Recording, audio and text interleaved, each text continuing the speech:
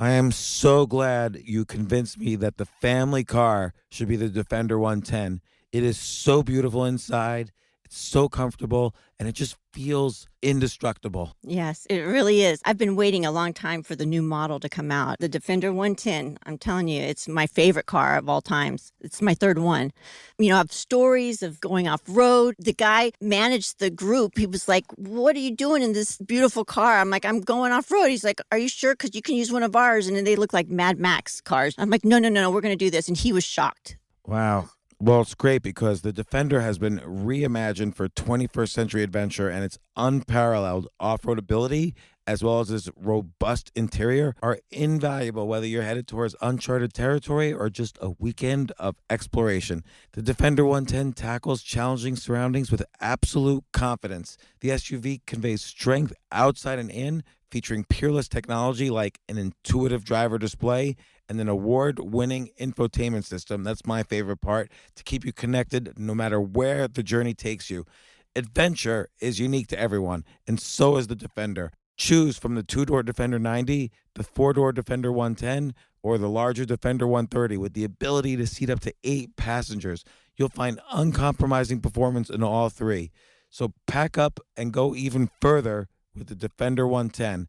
Learn more at LandRoverUSA.com/Defender.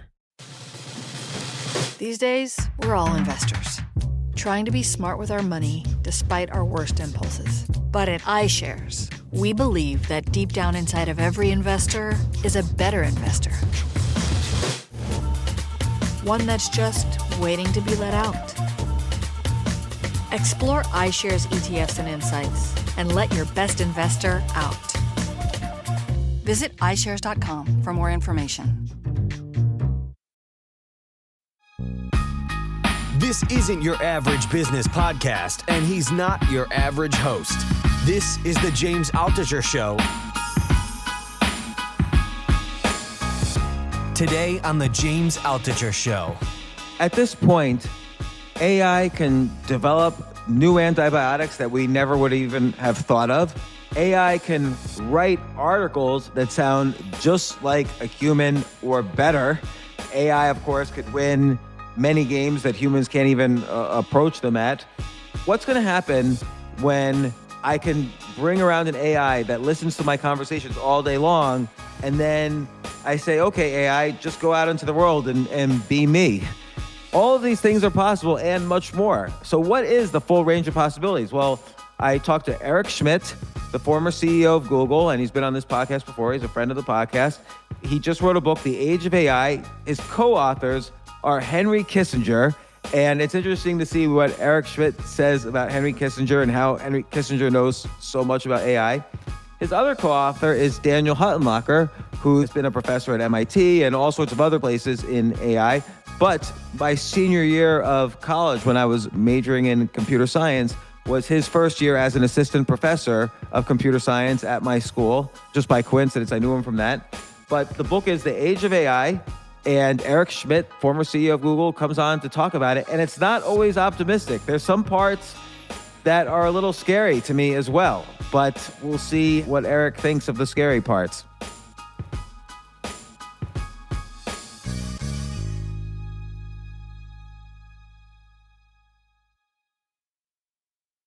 How are things going? Like, what'd you do during the pandemic? Sounds like you've been up to a lot of things. Well, I spent a lot of time on the pandemic working on the pandemic, which I view as one of the greatest indictments of American society in history because of our death rate and the way we treated very ill people and the way our politics worked.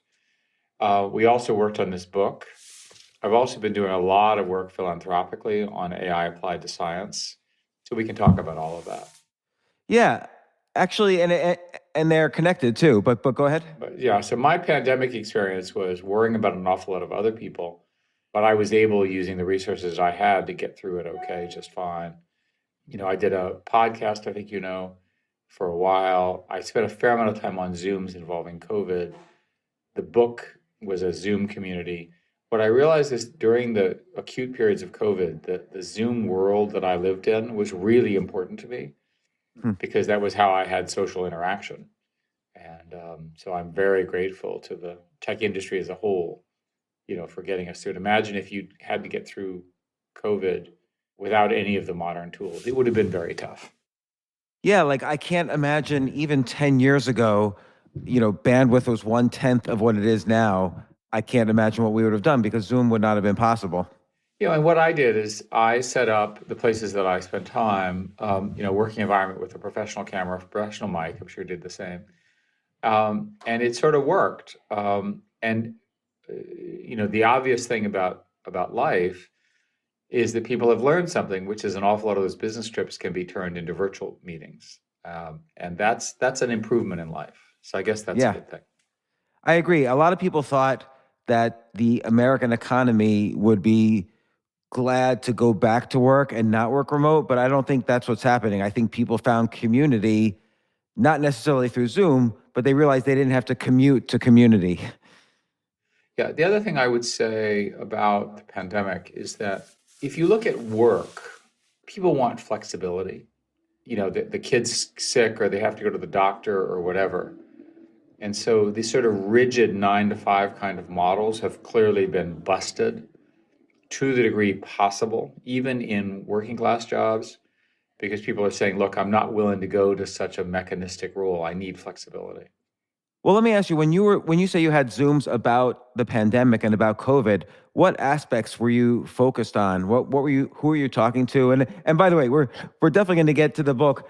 This is a great book, The Age of AI, and I talk about it in the intro beforehand. But I'm going to tie in what you're doing with COVID into some of the stories in this book. I got interested in 2 aspects of it. One would be, what are the mechanisms by which we can address pandemics in the future? What do we learn from this experience? And I also got interested in what was going on in the hospitals today. So I was participant in 2 different groups along those lines. What I will tell you, if you talk to the hospital people, the horrors that they dealt with at the height of the pandemic they are real heroes of America and of the world. And especially when they were dealing with recalcitrant bureaucrats, strange regulations, the bureaucracy did not move at the speed of war, and it did not move at the speed of a solution. The total bureaucracy failed us, and they figured out ways. So today, if you get COVID, your hospitalization is a much more straightforward process because of the new drugs like Regeneron and dexamethasone. On the policy questions, I, for the life of me, do not understand why we couldn't get the anti-vax lies under control. And I think when historians look at this period, they're going to say that we got confused about our life priorities. So today, there are on the order of 1,200 people a day who are dying from COVID or COVID-related diseases. The excess deaths during COVID are on the order of 1 million deaths. Now, can you imagine, what does that compare to in other experiences? Vietnam was 53,000 Americans. The sum of all the wars, aside from the Civil War, is in the 700,000. The Civil War was about 1 million, and no one really knows. I guess just the 1919 flu epidemic.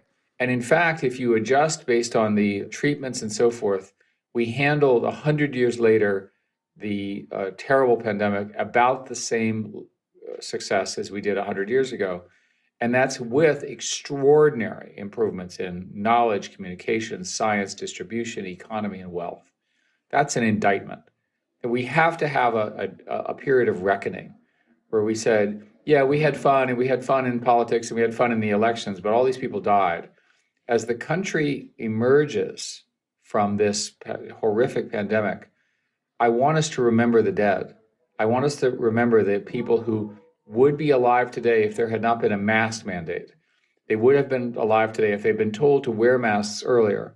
They would have been alive if certain groups had decided that they would suspend operations rather than, and sort of get through it that way, rather than staying open, right? Places of contagion. We knew by May of last year roughly how this thing happened, and yet we as collectively as society had 2 subsequent peaks, maybe 3 depending on your count, that were very, very deadly. Shame on us. even relatively recently. I mean, the various variants this summer unleashed a whole new wave of illness and death. The consensus for this winter is roughly the following. The South will be okay because people will be outside. It's all about indoor transmission among families and children. The unvaccinated states will do much worse than the vaccinated states. But with waning immunity in some subgroups, we may also see pop-up problems in states that were early to vaccinate but they've not followed up with the boosters. So I think we're still not taking this disease seriously enough. I understand that everybody wants to go out and party and there's basically COVID fatigue. But trust me, COVID fatigue is much better than real COVID fatigue. Yeah. No, believe me, I had COVID. It was not pleasant. Let me, do you mind if I ask you some basic questions? Because you probably know so much and have talked to so many experts. Although this is not quite related to AI, I just want to ask you the basic questions that I find everyone has and no one knows really a good source to learn. For one thing, how long do you think does immunity last if you had COVID? Like, honestly, nobody really knows the answer to this question that I've asked. So I work with a set of epidemiologists, and I'm also attempting to fund a private COVID commission to look at the deeper, and this would be in a bipartisan way, not on a partisan basis, some of the deeper structural failures in our economy and our society and how to address them when the next pandemic comes. We know there will be one because of all of the reasons that everybody has heard.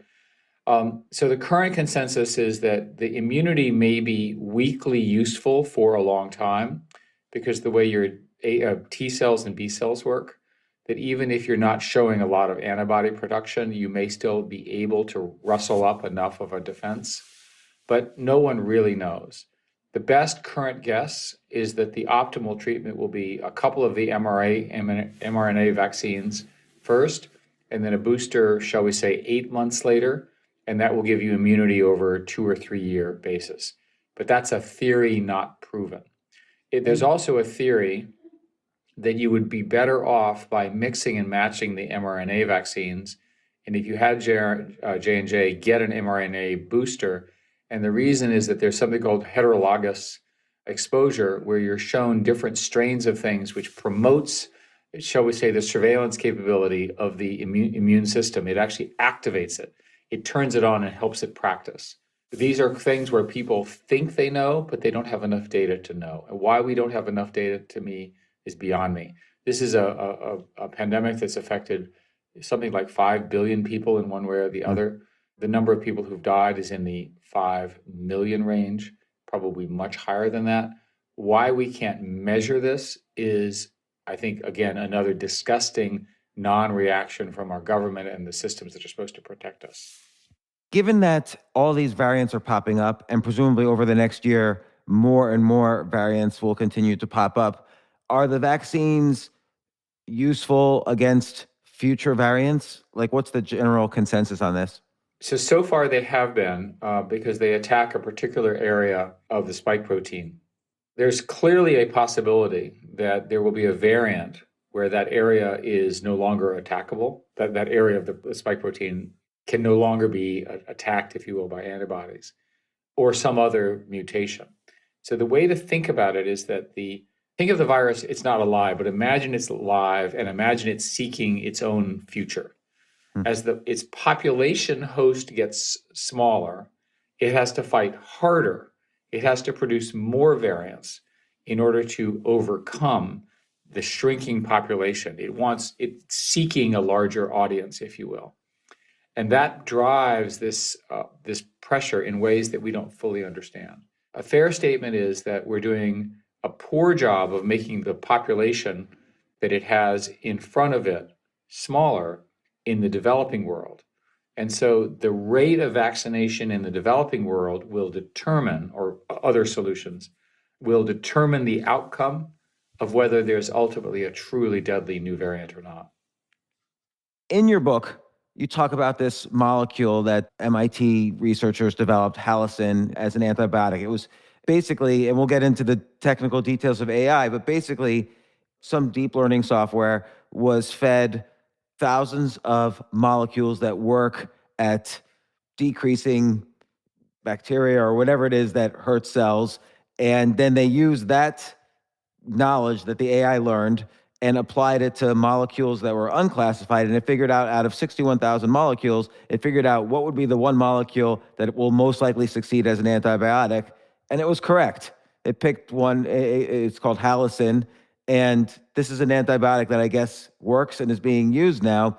And I wonder, could something similar have been done for COVID? So could you throw in COVID being attacked by various antiviral molecules and see which ones do the best results, and then have AI kind of predict or recognize what features are working the best and kind of design its own antiviral molecule to fight COVID? It could with enough training data. The key thing to understand about halicin is it had a large compound of existing known chemistry, if you will. And we also had a large experience with antibiotic reactions. And so what halicin did, what the team did, is they first did some pre-training where they taught the system a little bit about how antibiotic resistance worked. And then they allowed the system to discover the interrelationships between 100 million other compounds to try to find chemistry that could produce an antibiotic resistant that was very different. In order to do that, they produced all of the candidates, and then they did another network that looked at which ones were the ones that were similar to the ones we know, and it chose the ones that were very different because of the problem of common antibiotic resistance to the category. So the result is the development of a compound that is both an effective antibiotic, but also very different from any of the other things. That's achievable when you know a lot about a problem. And I think that the problem that you're asking about COVID, it will be possible in the future because we'll know so much more. We'll have so much experience with the virus, how it mutates, how its variants behave, and people will discover new ways to treat it. It's too bad. I mean, and I feel like we're definitely getting into the weeds almost a little too much, but it's too bad that software can't predict, given a virus and a molecule, how an interaction will work. This way, you have to have a training set which already worked in order to train the AI, as opposed to simulating how molecules will work together. And then you could have the thing build the training set itself, unsupervised learning. Yeah, so the way this works is you either have real life data, so you know the chemistry because you have a bunch of chemists and they type it in, or you could actually create simulated training data from knowledge that you have from physics or biology. You can actually generate the data. My example, I happened to be in a meeting where there was a lengthy conversation about the question of whether you could tell if a mouse was sleeping. Now, I know this is something that you have been spending a lot of time worrying about. I stare at mice all night long, just taking notes. How did you know that? It's apparently very, very difficult to determine if a mouse is sleeping because they don't move very much.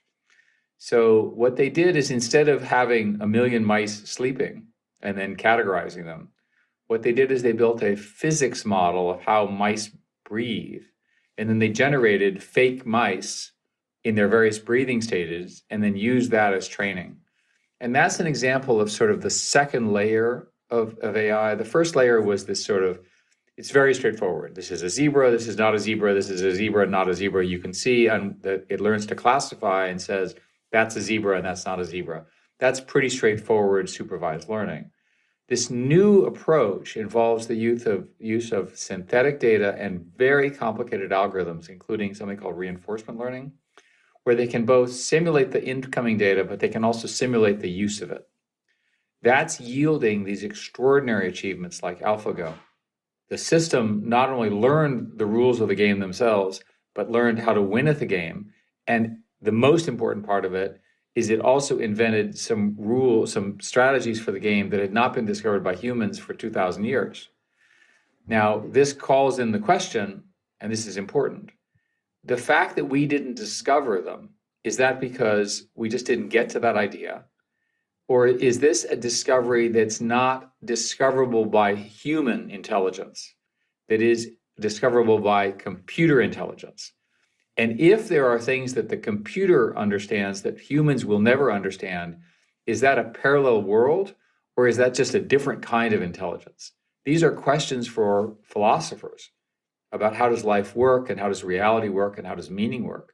But the fact that these things are producing discoveries that humans could not have conceived of is a big deal.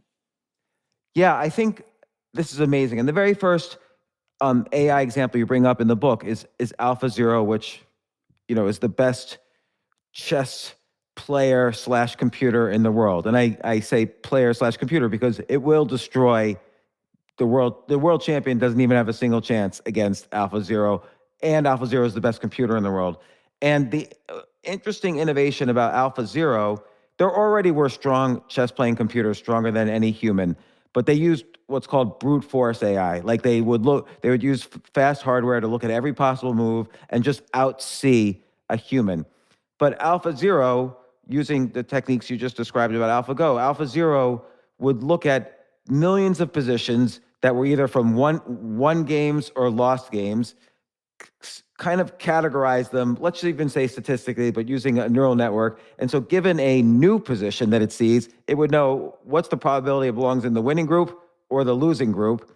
And lo and behold, without using anywhere near as much brute force, it just knew how to win much better than even the other brute force computers. But the amazing thing, as you just pointed out, was like the brute force computers play very odd moves that you only realize looking 30 moves ahead. Oh, that's why it made this move. But AlphaZero would play these human-like strategies that had never really been played before, and won. And humans would previously thought, oh, that's a bad strategy because of X, Y, and Z. They would have some narrative. But AlphaZero is like, no, this actually is we AlphaZero determined this is the best strategy. And now humans play those strategies. It's amazing. AlphaZero has changed the game. AlphaGo has changed Go. And this started a whole new wave of AI that resulted in things like Halcyon, and then you talk about OpenGPT-3. Can you describe that one for a second for people? Because that's a fascinating one. This is another one that I think hints at the future. A group called OpenAI last year built what is now known as a large language model. And what they did is they basically just read all the information that they could suck in. And they read it using it's a technology called transformers. And one of the things about this technology is it allows you to figure out where the attention is in a language. It can see, this word and this concept is more important than this other. And then cleverly, out of this GPT-3, they made it be possible for it to generate answers to questions. And so you can ask it something and it will produce an answer. So we have, let me get a book, I'll read it to you. I'm pretty sure what you're about to read is this excellent, it read some philosophical essays that were fed to it, and then there was asked a question, and it gives a very fascinating answer to this question. So the question you ask it is, can a system like GPT-3 actually understand anything at all? And does GPT-3 have a conscience or a sense of morality? So here's the computer's answer. No, I do not. Okay, interesting. Third question is GPT-3 actually capable of independent thought? No, I am not. And then the computer continues. You may wonder why I give this conflicting answer. The reason is simple. While it's true that I lack these traits, they are not because I have not been trained to have them. Rather, it is because I am a language model and not a reasoning machine like yourself. So you could interpret that as it has enough of a conscience inside of this model to have a notion of who it is and who it is not. If that's true, and if there's real substance behind that, then that is the beginning of general intelligence. It understands who it is and what it's trying to achieve.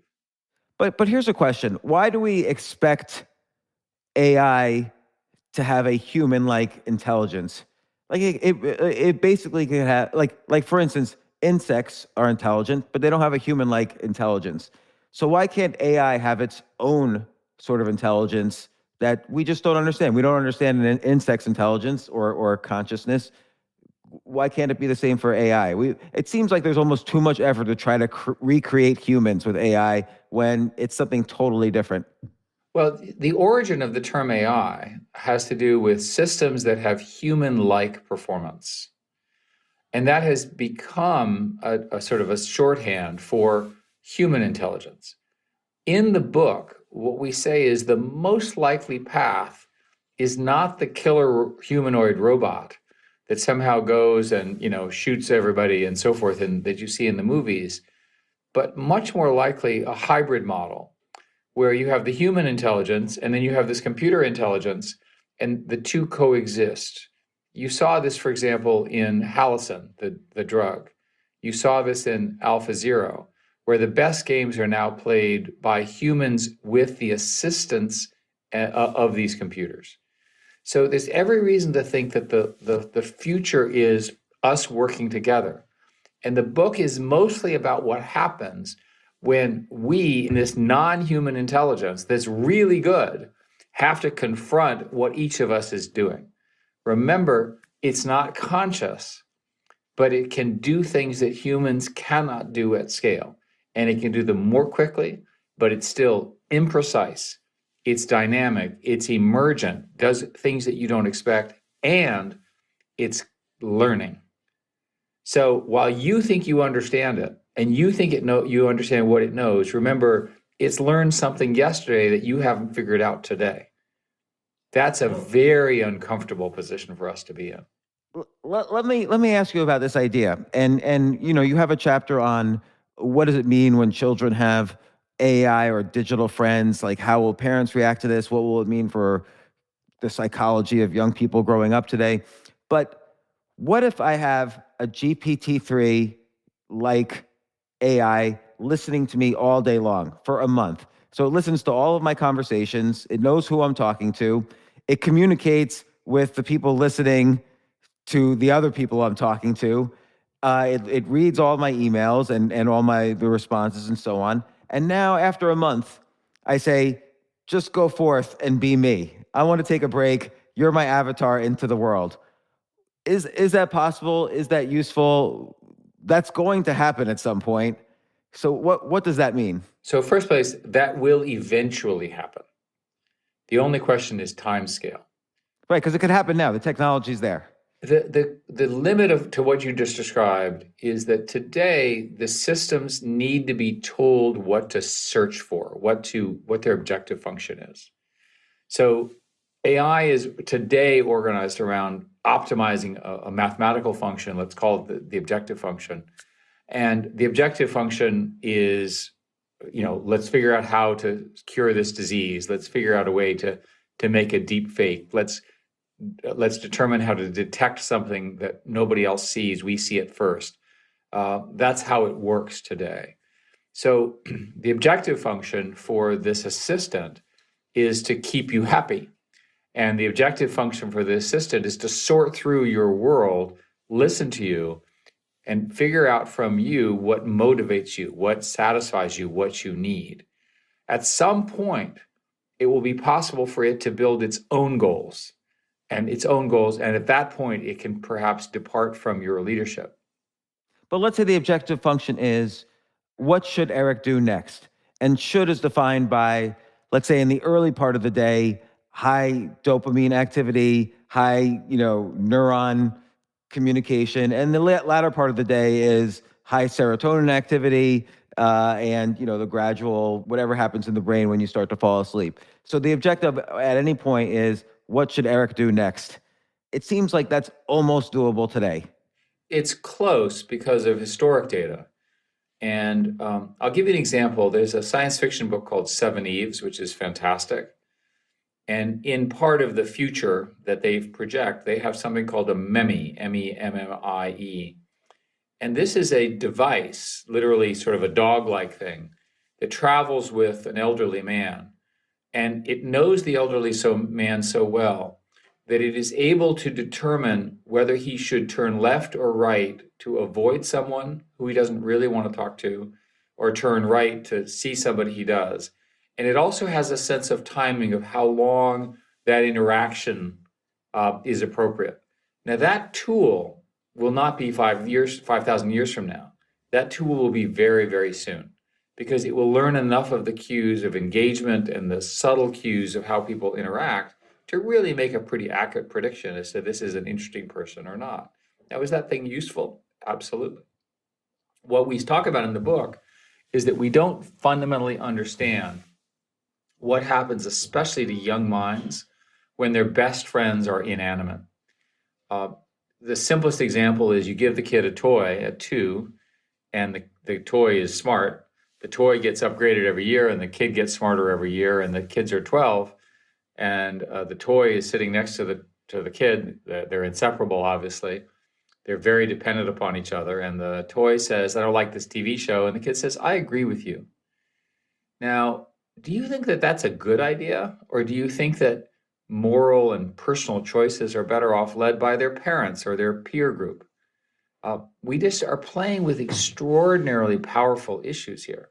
It's one thing to take somebody like me and give them an AI assistant, but my personality, behavior, history is pretty well set. But what about someone who's young, impressionable, and still learning?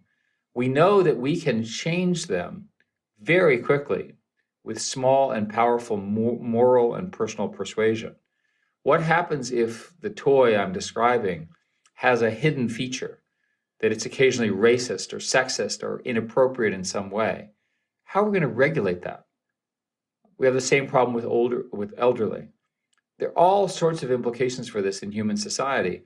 Everyone's excited about the metaverse. So let's imagine that you and I have Oculus goggles. Let's assume we'll pick up the Facebook name change. And this world is so interesting to us that we would prefer to be in it than in the real world. One of my friends said, "What happens? I have these 3 kids, right? They're really hard to raise. Maybe in the future, people won't have kids. They'll just sit in their metaverse because it's so much easier than the hard job of raising children." How do we think about that? That's the most optimistic scenario of a metaverse. But let's say instead of the metaverse being this place where you're young, wonderful, powerful, beautiful, handsome, and so forth, let's imagine that the metaverse has some of these bad actors in it and it's terrifying. We just don't know.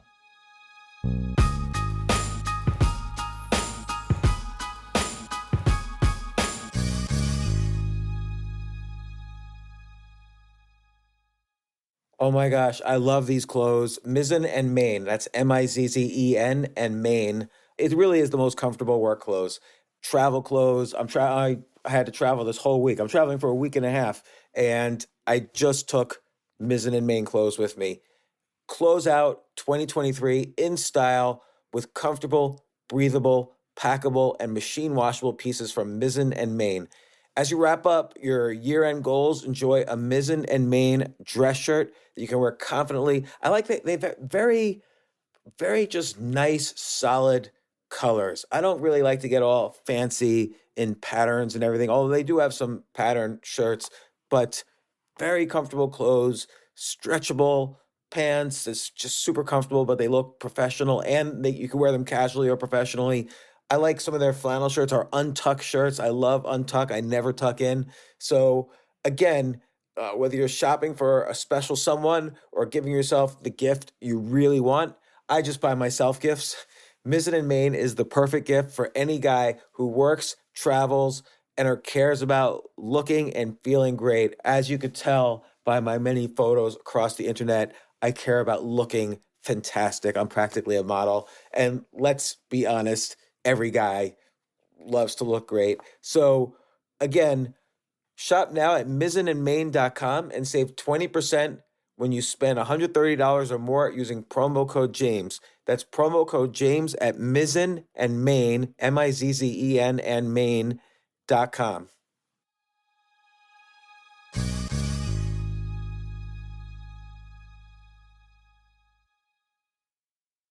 You know what I love about fantasy sports is that even though I'm not going to be a great basketball player or a baseball player or a football player or whatever, I feel like I get to participate and make decisions and use my knowledge of these different leagues or these different sports to to compete.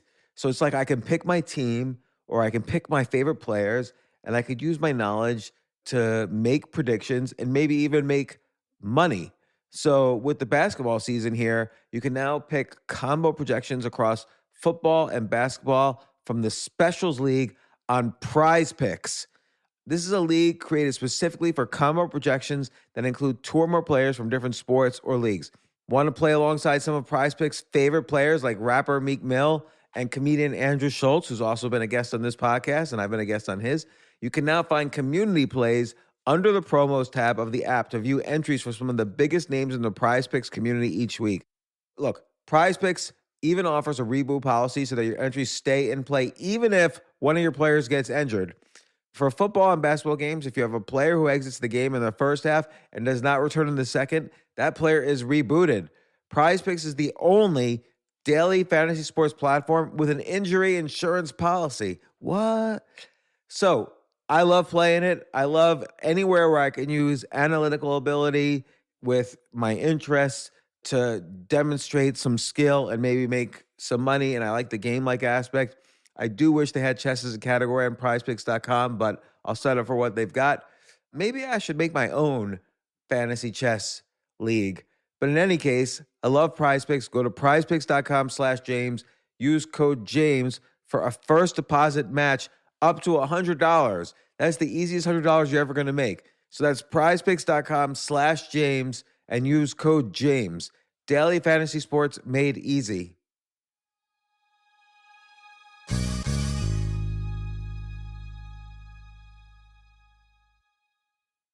The future of learning is definitely online. Like, it's such BS that you have to spend $200,000 or take $200,000 in loans and go to some fancy school when it's useless. It doesn't guarantee you a job.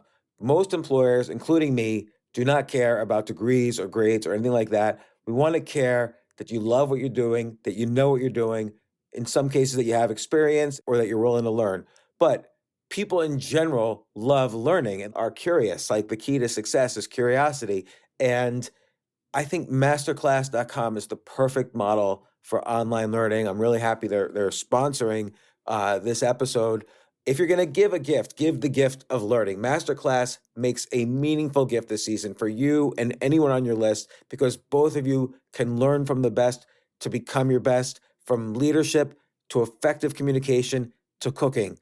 Let me tell you some of the classes I've taken. I've taken comedy from Steve Martin. I mean, can you believe I can take a class from Steve Martin on comedy, or Judd Apatow, my favorite comedy director? I could take an actual class from him on writing. Wolfgang Puck on cooking. Dan Brown on writing, or Judy Bloom, who's been on this podcast, on writing. By the way, Wolfgang Puck also has been on this podcast. It's such a pleasure. I try to take classes all the time from masterclass.com. And whether you're watching Masterclass on TV or listening in audio mode in the app or on their site, the quality speaks for itself. It's like these Masterclass instructors are your own personal mentors that are going to help you reach the next level. How much would it cost to take one-on-one classes on comedy from Steve Martin or on chess from Gary Kasparov? You just wouldn't be able to do it. But it would cost hundreds of thousands of dollars. With a Masterclass annual membership, it's $10 a month. Memberships start at $120 a year for unlimited access to one-on-one classes with all 180 plus Masterclass instructors. So it's not just $120 for one instructor. You get all 180 plus Masterclass instructors. Boost your confidence and find practical takeaways you can apply to your life and at work. And if you own a business or are a team leader, use Masterclass to empower and create future-ready employees and leaders. That's the real education in today's world. So this holiday season, you can give one annual membership and get one free at masterclass.com/JAS. JAS, of course, stands for the James Altucher Show. So right now you can get two memberships for the price of one at masterclass.com/JAS. Masterclass.com/JAS. Offer terms apply.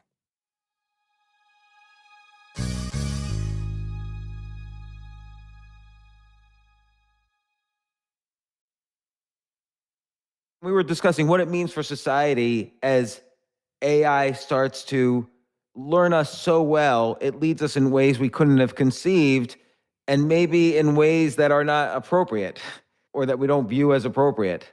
You gave an example of what if the AI thinks some kid gets pleasure from watching something that's racist, so the AI starts feeding in that direction. Yeah, I mean, I'll give you a simple model. I can actually quote from the founder of a new search engine who used to work at Google. This is Sridhar Ramaswamy. Quote, engagement is the problem, not the solutions. Engagement-based ecosystems reward the worst actors on any platform because their awful behavior gets the most attention. It's the combination of relentless drive for attention that the ad model produced, a never-ending quest for more time and more attention. So if you left the toy to an ad-supported model, it would spend all day harassing the kid trying to sell it things. Doesn't seem like the right way to bring up a child, does it? No, and it reminds me of, these so-called Facebook papers where one small detail stood out to me, which is that Facebook favors the anger emoji over the like emoji by a factor of 5-1 in its algorithm. So that basically extreme emotions, particularly anger, like a negative emotion, is what the AI, at least powering the Facebook algorithm, encourages its users to behave in and see. And so what happens if a virtual friend does something similar? Yeah, your virtual friend is harassing you because it wants attention. To maximize revenue, you maximize attention. And to maximize attention, you maximize outrage. So you get systems that produce outrage. So why are you surprised that we have outrage in our country and outrage around the world? It's because the systems are producing what they were built for. I'll give you another example. This is a quote from Herbert Simon, who was a famous economist in 1971. So this is 50 years ago. I went to grad school. His office was right next door to mine. Oh my God. Okay. Well, he's a giant in the field. Yes. Quote, in an information-rich world, the wealth of information means a dearth of something else, a scarcity of whatever it is that information consumes. And the key point that he makes is, what information consumes is rather obvious. It consumes the attention of its recipients. Hence, a wealth of information creates a poverty attention, and the rest is history. So it's not like we should be surprised. Herb Simon won a Nobel Prize for, among other things, pointing this out now 50 years ago. But our systems, human beings are built in certain ways, and our systems are extrapolating all of that value against an objective function. Yeah, it's interesting because let's say, I feel like what Google has been to information is what AI is to discovery. So Google essentially, under your stewardship, transformed information into a commodity. I no longer have to go to school to learn some facts and some information. I could Google it in a few seconds. And so what becomes important to the education and someone who is learning is not just facts, but discovery. But now AI is helping us with discovery. We're like this, it discovered Hallison. Humans didn't discover it. It discovers new strategies in chess. It discovers maybe new strategies in writing or music or art. And that will, as a virtual friend or assistant, help us to discover. Does it make discovery a commodity and then humans just can't compete, can't even be useful in their own minds? Well, let me make a proposal that it's not absolute. That if you take my presumption of coexistence, which I think is the likely scenario, we know what humans are good for, and we'll discover what the computers are good for. And the computers will be useful. So an example is a physicist or a chemist at the end of the day says to the computer, read everything in this area for me overnight and come up with all of the interesting research problems that I should be working on.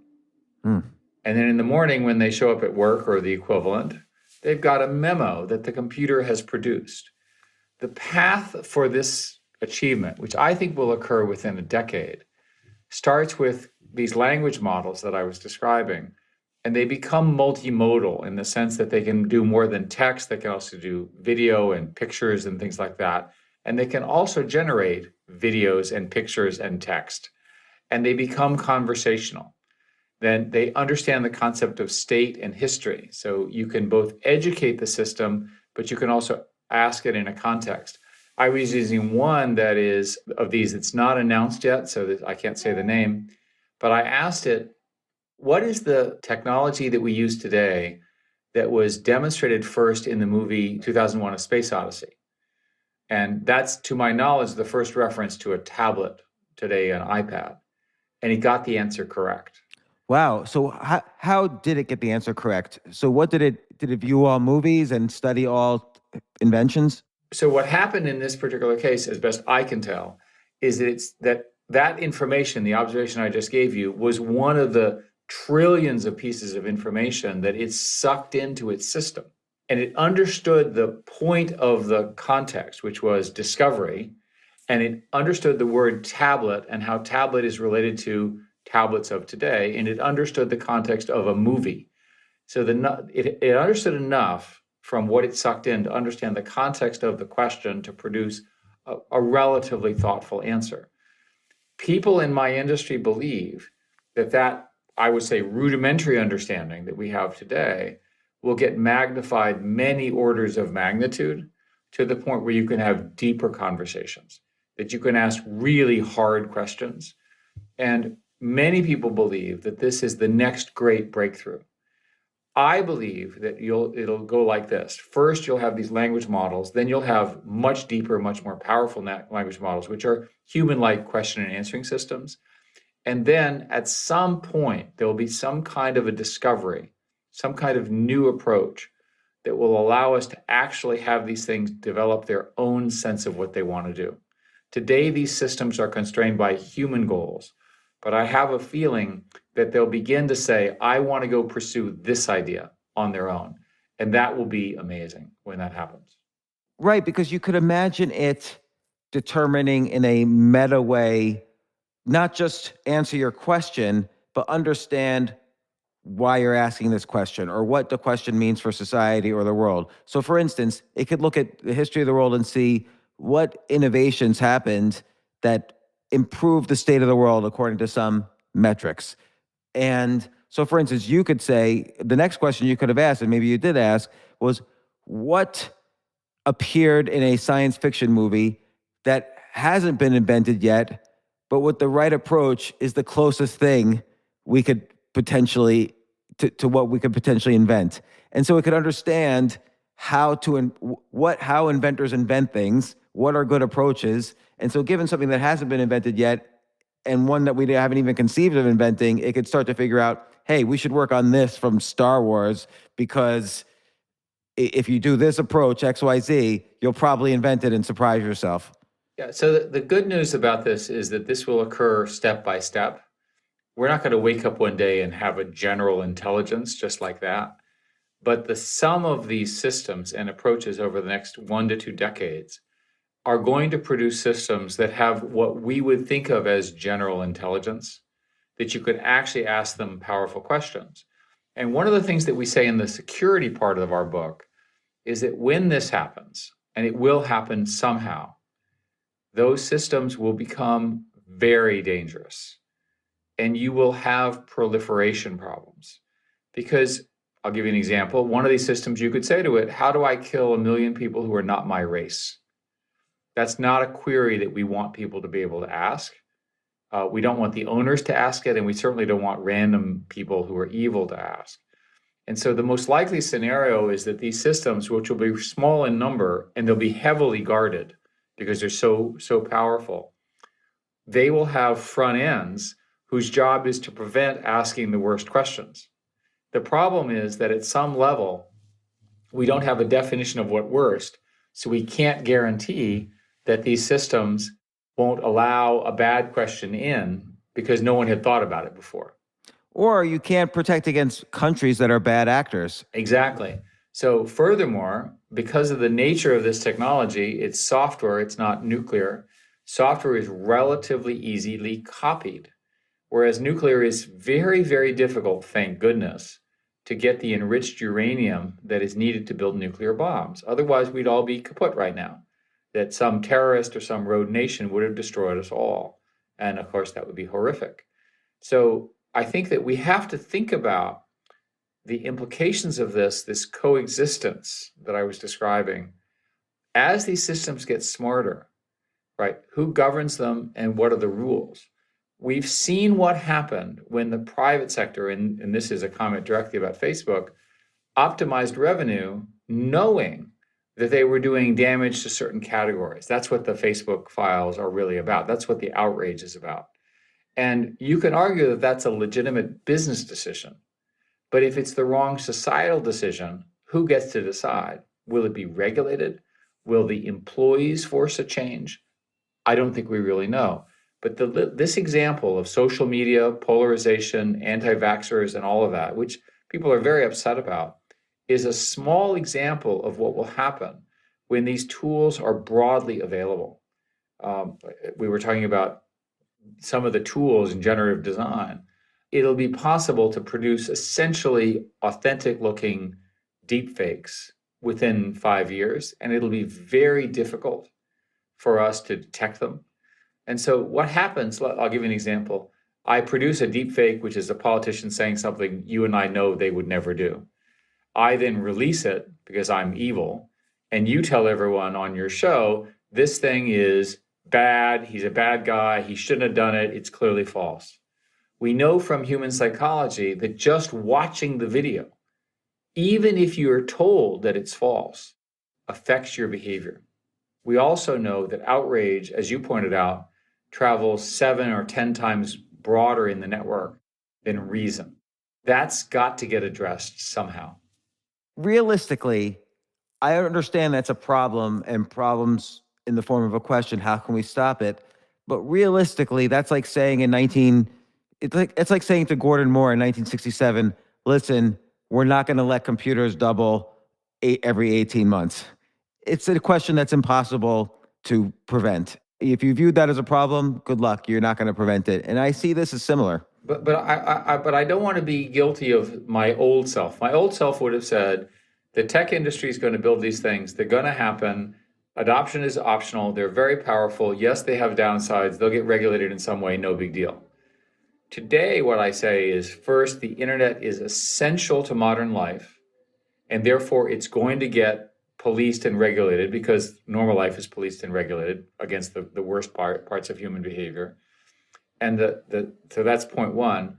And second is that the decisions in this space need to be made by more than just the tech CEOs. You need communities that help shape these outcomes in police the worst cases. And those communities don't exist today. And among countries, we need to start the discussion now about what appropriate limitations are. I'll give you an example in the military. There's an issue around launch on warning. It's very destabilizing. What happens is the Strangelove moment, where if you remember in the movie from 1963, they think a weapon has been launched. And so in this scenario, the Soviets arm the bomb and they can't disarm it, even though it was a false notice.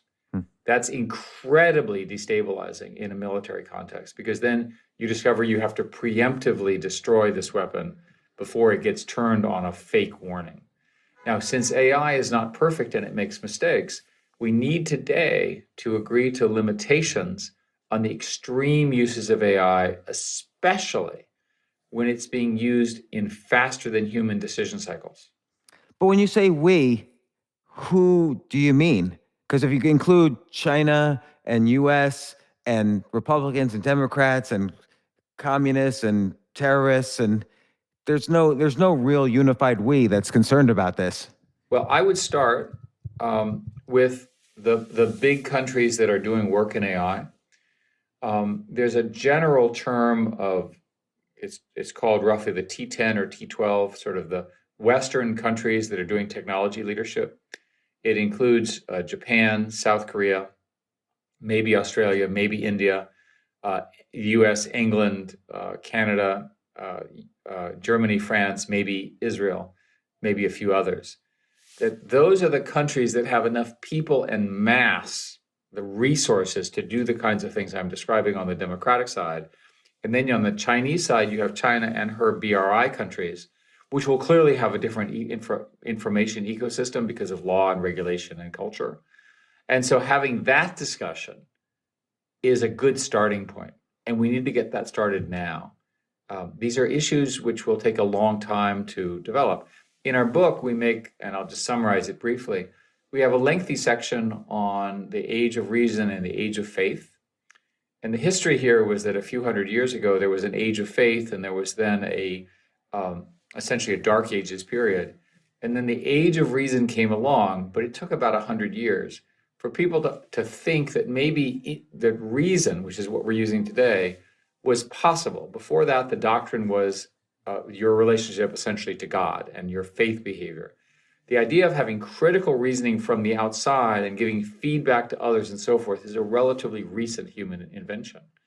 We argue in the book that this age of AI will, in some sense, replace the age of reason, because the age of reason was the defining reason that we were human and not animal, right? That we were somehow higher order. But now with these new, shall we say, devices, machines, intelligences, we're going to be in the age of AI where we're collaborating with them and reacting to them and vice versa. We think that's how big this change is. Right. And so what I worry about is that this is like the age of reason was still underneath our control, as well as the weapons, say, that we had access to were not world destroying. And when they became world destroying, reason was enough so far to curtail them. But with the age of AI and some of the scenarios you just proposed, is it possible that we could rein that in enough that we could curtail them? And like you present the scenario, well, all these countries need to get together and start thinking about this. But are they going to do that? And will the conversation be not filled with self-interest and everybody's own agendas and so on? Well, first place, I think every human conversation is filled with all of that. That's the job of diplomats. What Dr. Kissinger, when he talks about this as a co-author of the book, he explains that the way he did arms control with Brezhnev, which he personally did, is that he would sit across the table and they would start by saying, "This is how many weapons we think you have," and then the other guys would say, "This is how many weapons we think you have," and then that would become the basis for a lengthy argument over who could do what, and ultimately resulted in arms limitations. What's the equivalent in the AI world? If I said to you, by the way, I think you have the following, and you didn't, you would immediately assume that I had one and built it, and you would start building it. So even asking the question about the other side is not permitted, because you're transferring information to a potential deadly opponent. We don't have a language, we don't have a thesis, we don't have a theory of how to build a consensus among people who do not trust each other in this area. Let's compare it with the conversation about genomics. Let's say we're negotiating with China about the use of genomics, and we say, listen, we all have the ability to manipulate genes, and the technology will only get better and better. We don't want you to create an army of 8-foot-tall people with 300 IQs and the ability to destroy everything you touch. And you probably don't want that from us either. They're just never going to agree. They're going to do what they do. And I kind of see the same thing happening with AI. Like with nuclear weapons, it's a very simple cause and effect. You launch these, you're all dead. With what we're talking about here, and even with genomics, it's a little bit more nuanced what the consequences are. Well, we've seen the effect of, in this case, a non-weaponized pandemic. But imagine if it had been weaponized. Imagine the consequence to society.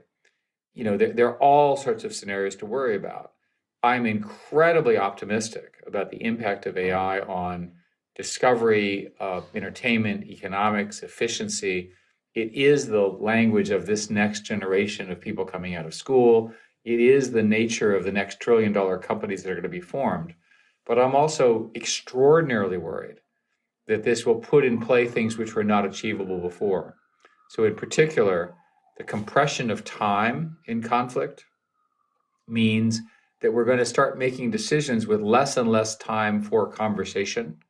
And therefore, we're going to become more and more dependent upon imprecise computers to give us advice. So you're on a ship, there's a hypersonic missile coming at you, the computers figure this out, you don't see it, and it's not on your radar. And the computer says you're about to be dead. what are you going to do? You're in charge. We don't have good answers for that. I think it's very important that the governments agree to some limitations at a minimum on fully automatic combat. Whether it's the scenario that I described involving launch on warning, or whether it's decision time to react to an attack, we've got to come up with some agreements. It's interesting. It'll be interesting to see what happens. So on the optimistic front, let me ask you, what for you would be the ideal AI assistant that you could conceive of right now?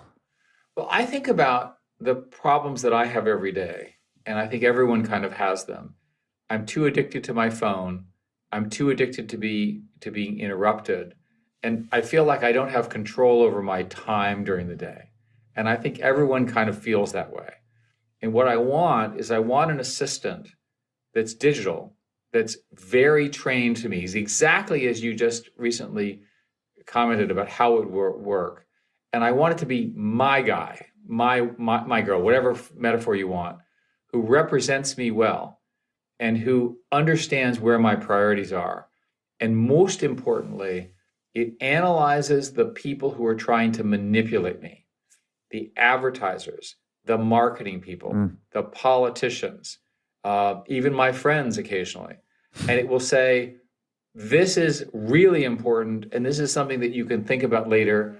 And this particular thing, well, frankly, it's just marketing, and I don't think it's true anyway. I would just recommend you ignore it. That's what I want an assistant to do. Other people may want other things. They may want their assistant to just tell them jokes, improve their mood, organize their day in such a way that they feel fulfilled in a romantic or in a religious or moral way, right? These are all very good human goals, which this assistant could learn how to do.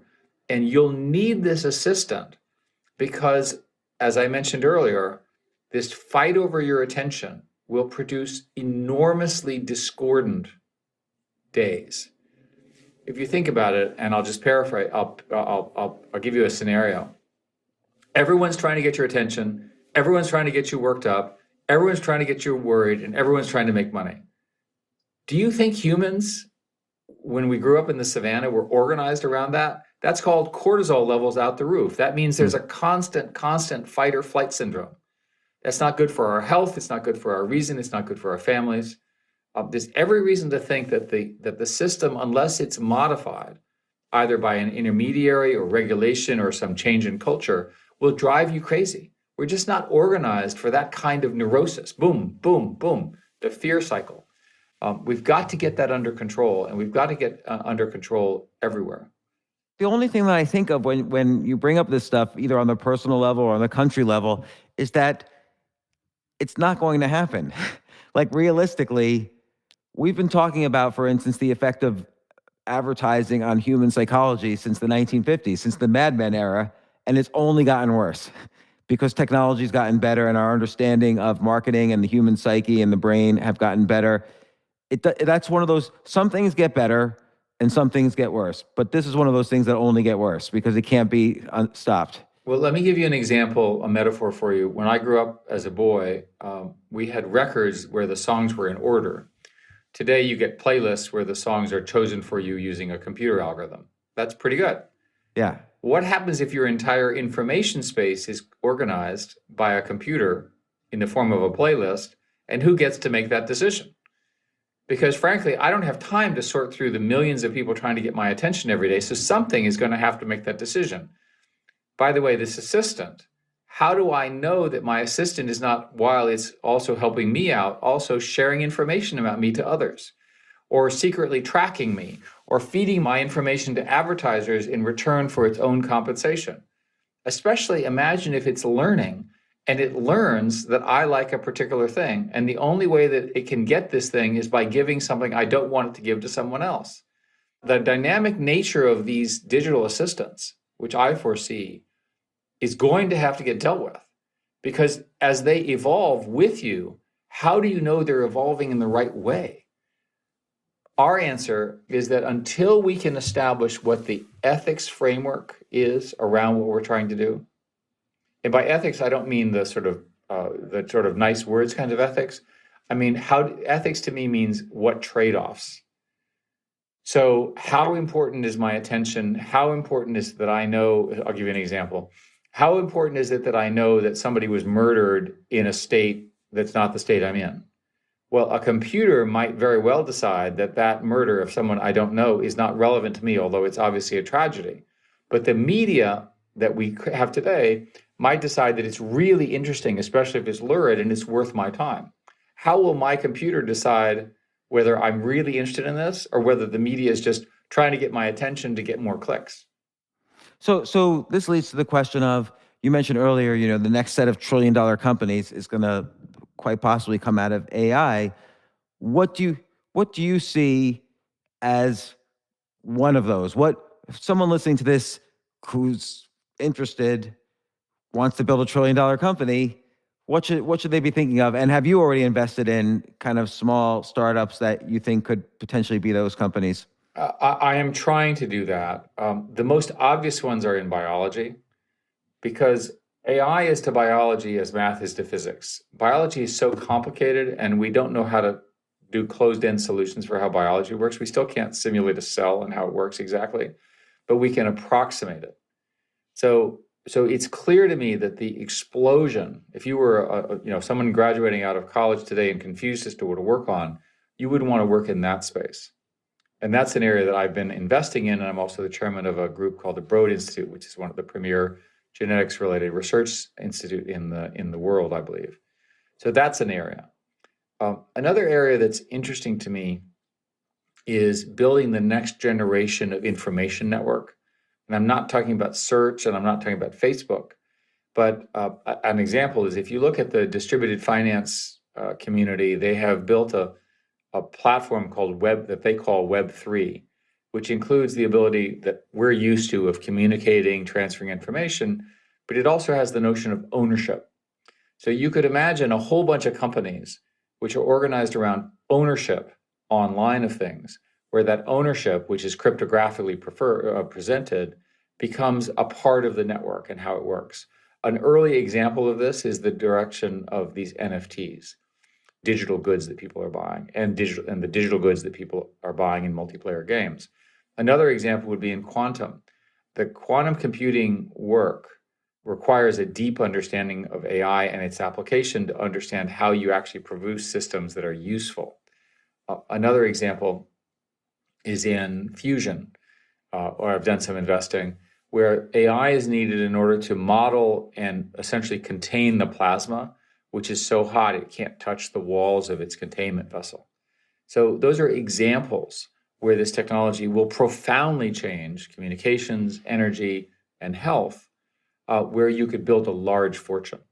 So the folks who are listening, who have a business focus, what I would do is pick one of the following: computing, AI, quantum, energy, synthetic biology, which is going to be huge.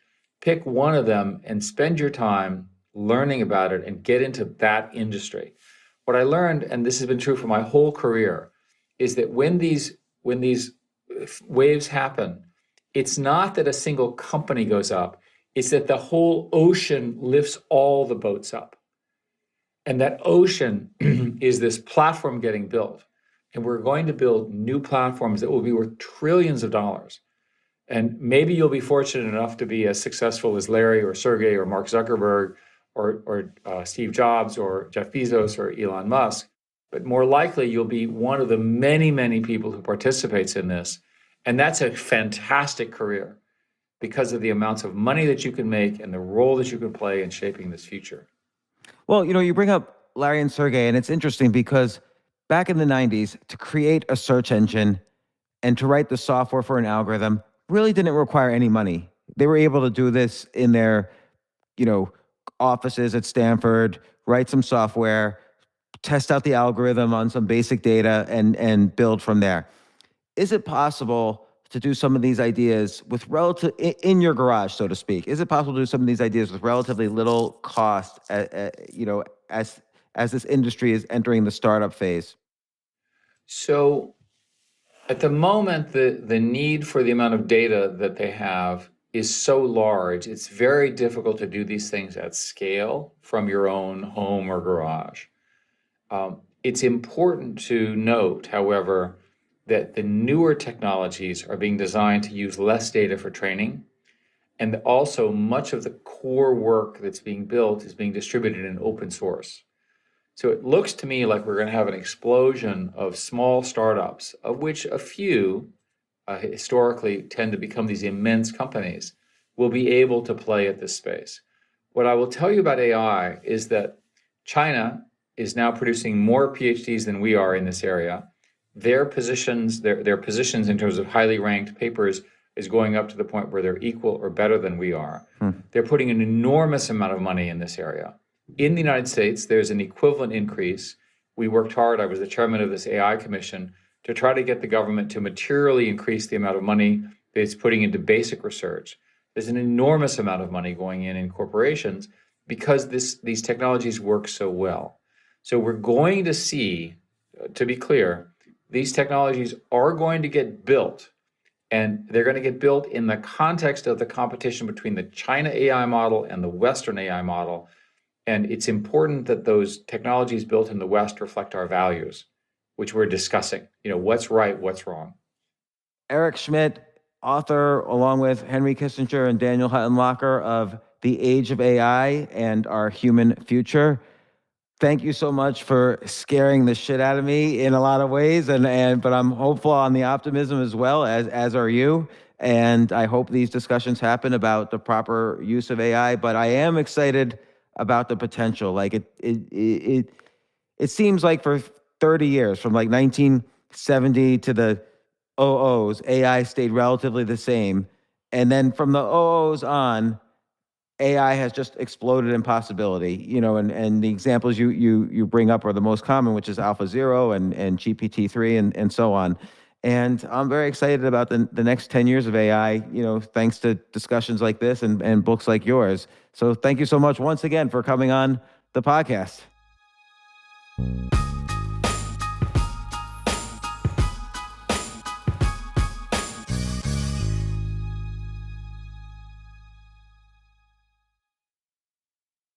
Entresto, sacubitril valsartan tablets, is the #1 heart failure brand prescribed by cardiologists and has helped over 1 million people with heart failure.